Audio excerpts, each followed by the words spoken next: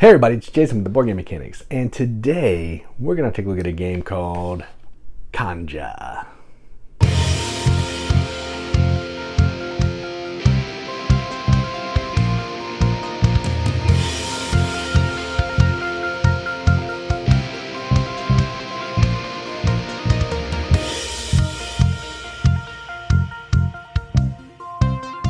Konja is a game published by Pleasant Company Games, designed by Simon McGregor, with art graphic design by Robert Van Zyl or Zyle. I apologize. 2-player only game. 10 plus ages 10 plus, 45 minutes. So what you're doing in this game is, let's see if there's some theme here. You and your opponent assume the role of a shaman wizard conjuring clouds. The winner is the first wizard to summon a great storm and bring rain into the dry land. That's pretty accurate.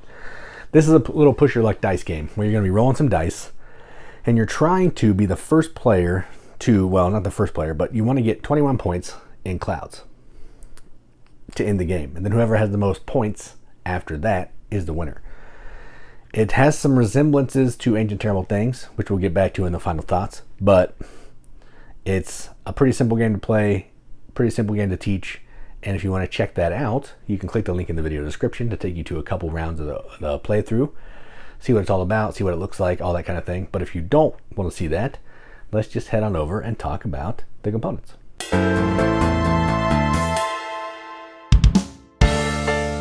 All right, so the components on this game are fantastic. Now, I mentioned Ancient Terrible Things earlier. That's the same company, Pleasant Company Games. And I believe it might be the same artist. I'd have to get the box out. I don't know that for sure, but it looks awful familiar. And I love this art style. So let's look at some of the cards. I love this art and graphic design. They all have awesome, like, you know, shaman-y-esque names. So that's a wand, but they spelled it a little bit differently. Top hat, but it says Topat. So that's kind of cool. I love the art. An Ankh, but it's an Unk. I love that. Even the back of these cards are fantastic. Love all of that. The cards are fantastic. That card's really cool. Love that.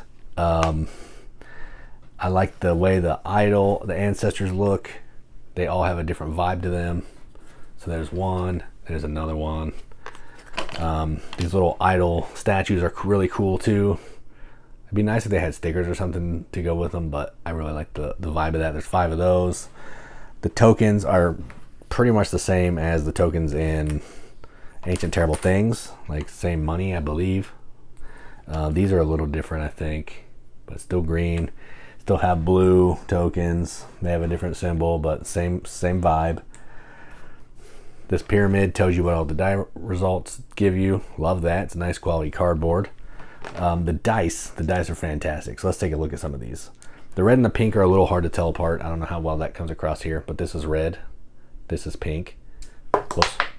I just dropped the pink. So this is pink. This is red. That's kind of hard to see, but the best part is these skulls. These skulls are awesome. Look at these things. Let me get a good one. The pips are skulls. They're easy to read. Sometimes when dice get fancy with the pips, they're hard to read, but they're really easy to read. These power dice are fantastic as well. They have the icon of the token that you'll get, or a blank side. I love these dice. The components are top notch. Love the art, love the production. My favorite part's probably the dice, although the art is up there. I really like this art. It's amazing. Love looking at it. It has a really cool vibe to it. So components are fantastic. No issues there. The box is a good size. It's like, you can see it like a Carcassonne size box. The cover of that's really cool too. Rule book's easy to read and understand. The only thing I wish that it did was it broke down some of the cards effects. They're not in here anywhere, so you got to kind of guess a little bit on what stuff does, which I don't love, but it's pretty easy to understand. But it would be nice if there's at least like a on the back, like, hey, this card does this, or this icon means this. That would have been nice. But either way, you can pretty much figure it out. Just some of the cards may take you an extra second. Like on the overview, if you watched it, I used this card. To me, it looks like you can turn any green or purple to any side. But I don't know if that's accurate. I don't know what that is actually meaning, so I made it mean that. So just one of those things where that would have been nice to have some clarification, some FAQ or something. But aside from that, components are great, no issues. So let's move on to what we think about the game.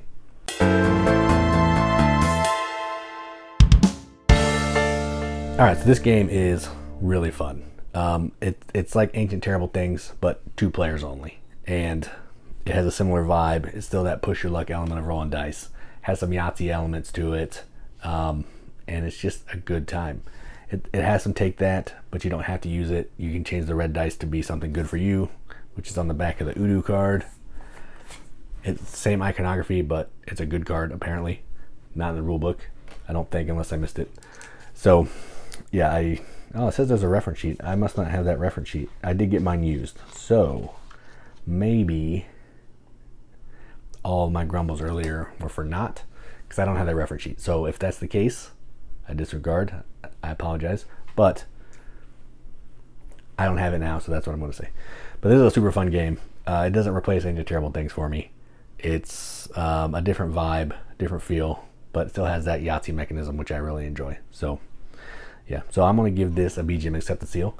This is going to get a 7 out of 10 on BGG, which is a 3.5 out of 5 wrenches on our arbitrary wrench scale. That means absolutely nothing, but we like to give the games that we enjoy, and that is what I'm going to do. So that is Konja from Pleasant Company Games. I'm Jason with the Board Game Mechanics, and as always, keep gaming.